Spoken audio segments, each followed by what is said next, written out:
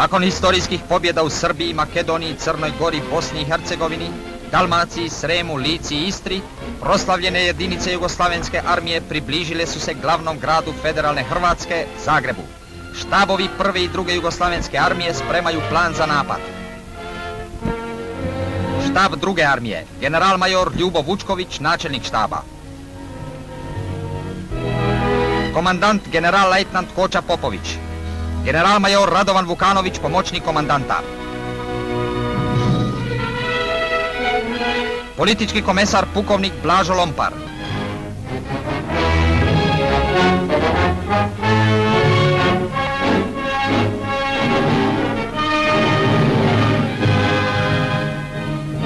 Štab prve armije, general-major Milutin Moračan, načelnik štaba. General-lejtnant Peko Dapčević, komandant. Pukovnik Mijalko Todorović Plavi, politički komesar.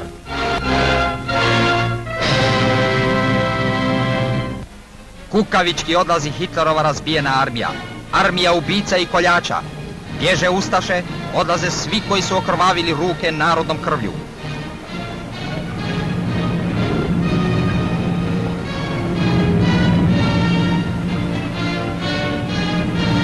Dugo su neki zagrebački filmski reporteri čekali ovaj čas. Sakriveni iza prozora i iza otvora na krovovima, sa zadovoljstvom su snimali nekad ohole friceve i njihove pomagače kako se povlače.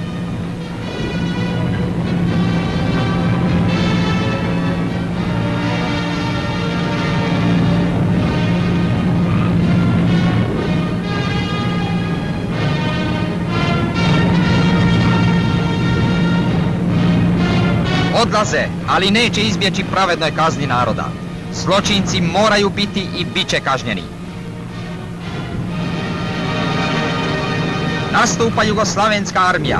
Nastupa armija osloboditeljica, armija bratstva i jedinstva naših naroda. Otpočela je borba za oslobođenje Zagreba.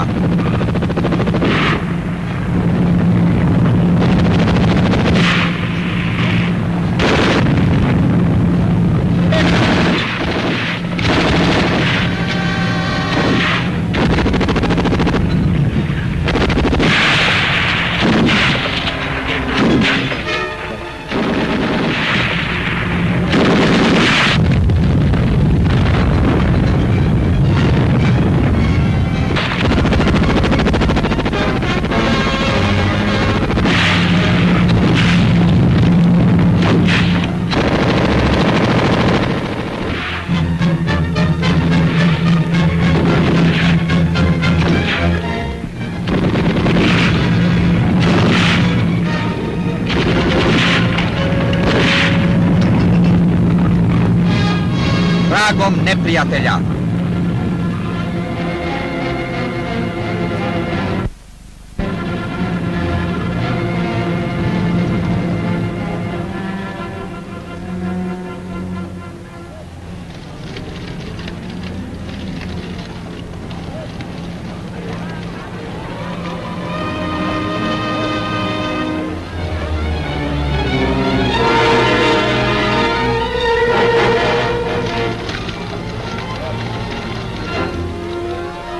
Ovi su presvlačenjem u civilna odijela pokušali prevariti naše borce.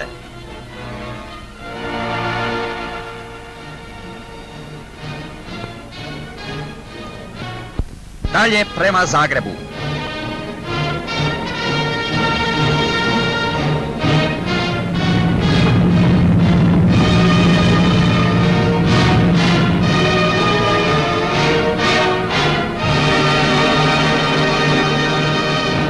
Dok su se naši borci približavali Zagrebu, Njemci i ustaše vršili su svoje posljednje zločine.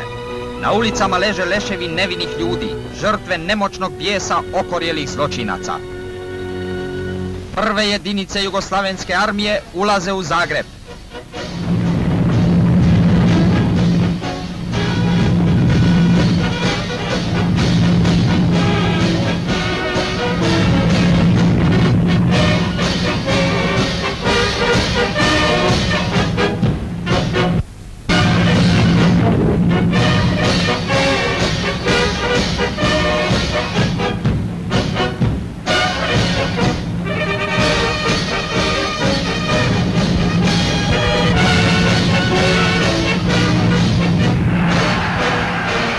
Narod izlazi na ulice da pozdravi i dočeka svoje junačke oslobodioce.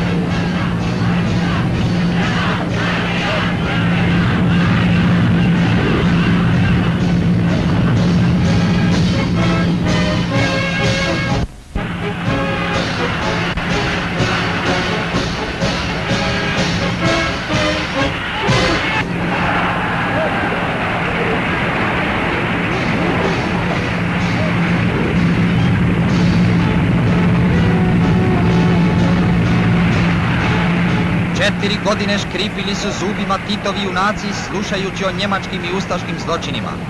4 godine stenjali su Zagrepčani pod prljavom čizmom tirana.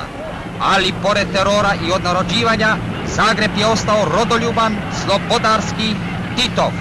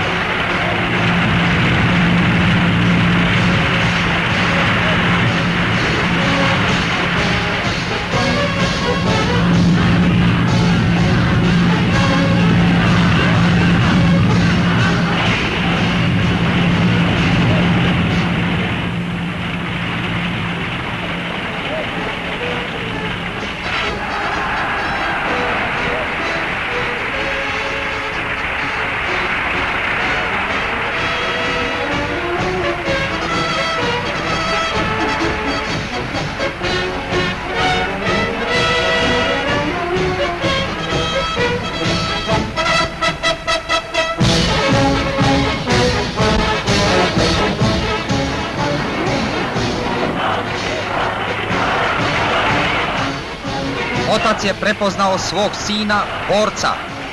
Danas ponosno koračaju ulicama Zagreba i mnogi Zagrepčani koji su se borili u redovima Jugoslavenske armije širom naše domovine i učestvovali u borbama za oslobođenje svog rodnog grada.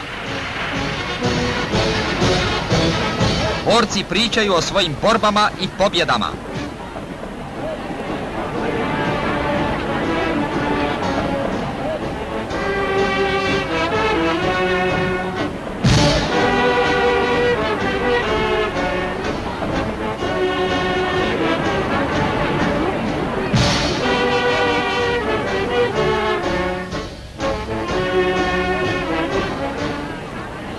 Pjesma i kolo pratili su narodne borce kroz najteže napore. Razigralo se i ovdje u srcu Zagreba kolo bratstva i jedinstva, kolo sreće i pobjede.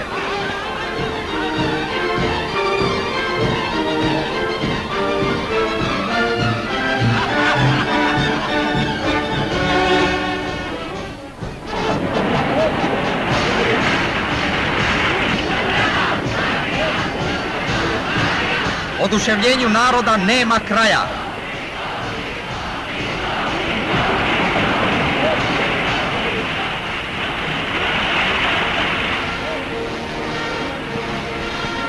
Pobjeđeni i nemoćni vuku se zarobljenici onim istim ulicama kojima su prije stupali drski i bahati.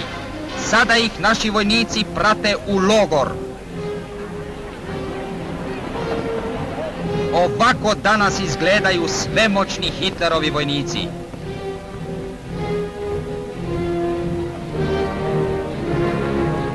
Oni su htjeli zavladati čitavim svijetom. Oni su u crninu zavili milijone i milijone majki. Oni su naše narode htjeli potpuno iskorijeniti. Oni su čitavu Europu htjeli pretvoriti u koncentracioni logor. Pogledajte kako sada jadno i kukavno izgleda ovaj njemački general.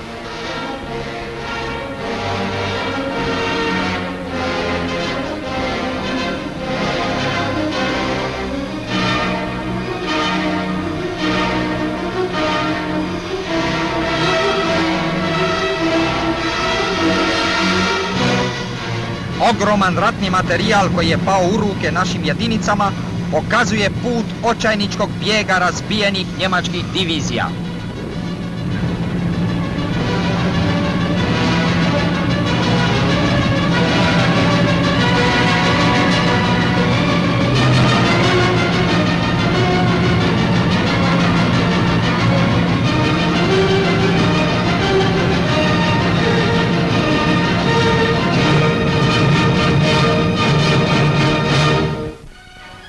U oslobođenom Zagrebu građani čitaju prve plakate, raznose se prve novine.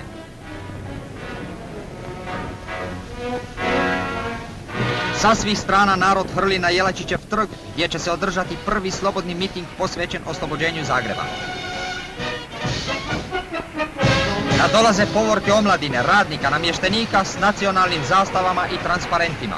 Staro i mlado, muško i žensko, čitav rodoljubni Zagreb došao je da čuje riječi svojih prvoboraca, da im iskaže svoju ljubav i zahvalnost, da proslavi svoje oslobođenje.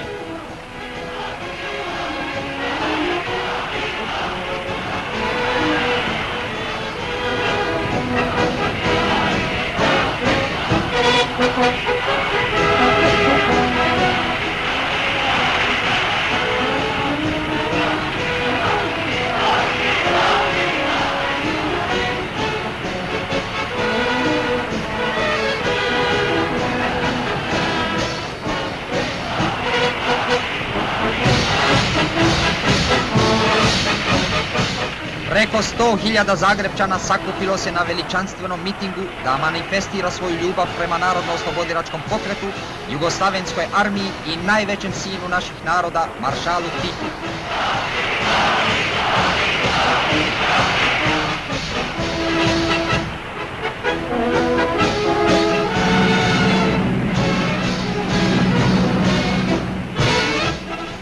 Stižu prvoborci i rukovodioci koji će govoriti na mitingu.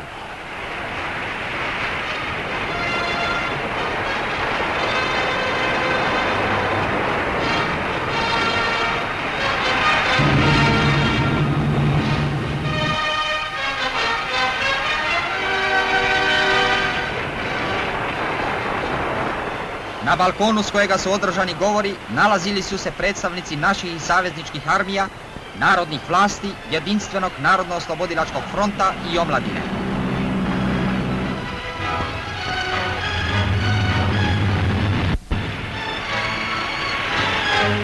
Miting je otvorio inženjer Planić, član akcionog odbora jedinstvenog narodno-oslobodilačkog fronta za grad Zagreb.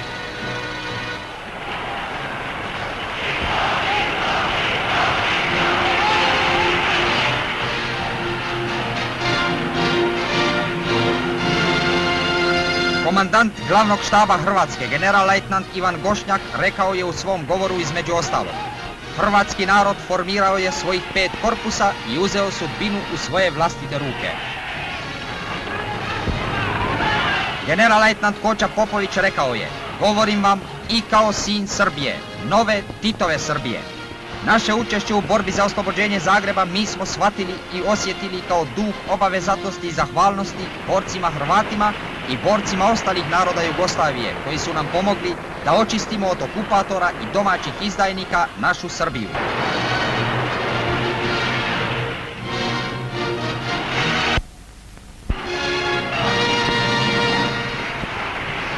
Komandant grada Zagreba, pukovnik Večeslav Poljevac, rekao je: drugovi, Tito nas je vodio u najtežim danima. Tito nas vodi. On nas je doveo do potpune pobjede. On nas vodi u potpunu izgradnju i miran razvitak naše zemlje.